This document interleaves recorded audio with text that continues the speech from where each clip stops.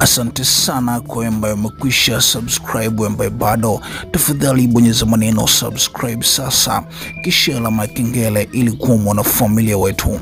Ni kweli alikuwa kimya kwa muda sasa, ambapo ukimya wake wa kutoonekana hata akiposti mitandaoni, akiwa ibadani ama mahali kokote hadharani, kuliwapa watu maswali mengi. Tunamwongelea Josephat Gwajima, askofu wa makanisa Ufufuo na Uzima, mwanachama wa Chama cha Mapinduzi CCM na mbunge wa Kawe mwaka 2020-2025.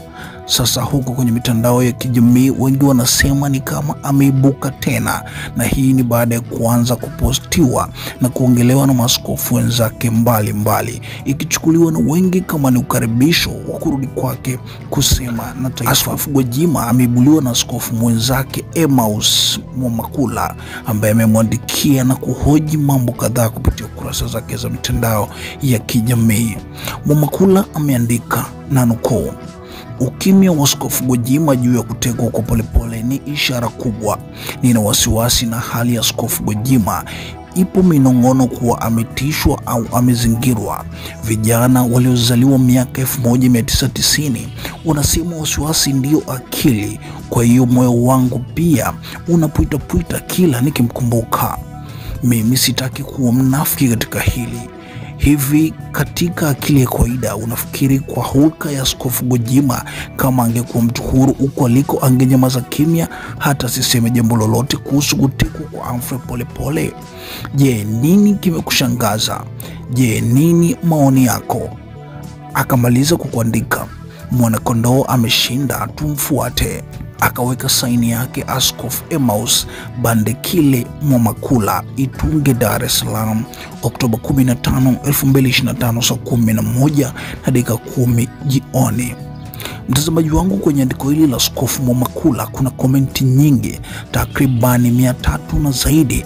Baadhi ya komenti zimeandikwa, nataka kukusomea kile ambacho umeandika kwenye komenti. Anayejulikana kwa jina la Kamwela ameandika, kuna wakati wa kuongea na wakati wa kunyamaza. Lakini Victor Celestine yeye aliandika, kukaa kimya nalo ni jibu. Majibu ya kweli atatoa Mungu mwenyewe. Kuna vitu ambavyo vinajumuisha vichwa vya watu wengi wenye mtazamo tofauti. Mara nyingi Mungu ndiye hutoa majibu. Yaweza isiwe leo au kesho, lakini yeye anajua kila kitu na mwisho wake. Huyu anaitwa Godbase GE ameandika, Emmaus Mwamakula, wazee wa zamani walikuwa wanasema kimya kingi kina mshindo, tusubiri. Lakini Mary Kiando aliandika, hata mimi niliwaza hivyo, sio kawaida, moyo wangu pia una simanzi sana. Lakini Koku Angel aliandika, yupo mlimani mtumishi wa Mungu, kuna nyakati za kusema na nyakati za kunyamaza, yaani yupo kwenye maombi. Lakini Bernardo Santos ameandika, tusikute tu yupo mikononi mwa majangili ama watu wabaya, kwa sababu tunavyomjua mzee wetu angesema lolote kuhusiana na yanayoendelea.